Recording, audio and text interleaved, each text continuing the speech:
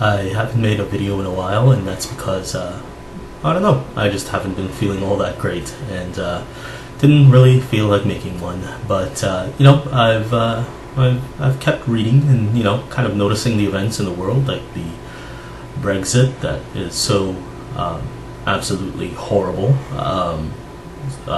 you know, falling stock prices, falling dollars or pounds. So, you know, it's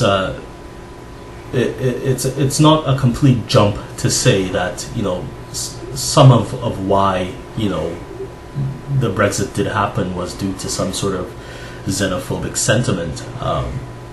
You know, there's an ongoing sort of struggle for Muslims, specifically speaking, to redefine their religion, their role in the world. A lot of them are, you know, at this point displaced and being forced into Europe.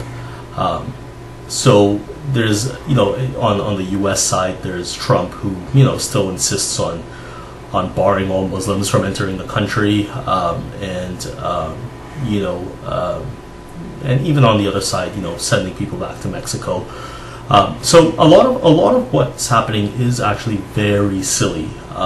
You know, it's kind of absurd and irrational fear, right? Is there a link between Islam and extremism? Yes, there are extremist Muslims.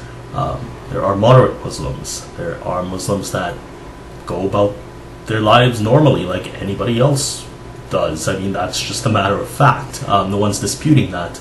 I think what needs to happen, and what Muslims are doing, is trying to redefine themselves in a world where they're faced with a lot of dangerous thinking, a lot of politically charged sort of ideology, and you know, they definitely need to redefine what Islam is. But in trying to do that, through all the noise and the haze and all this stuff, they're missing that Islam at its core, you know, as taken from the Quran, it can be very violent.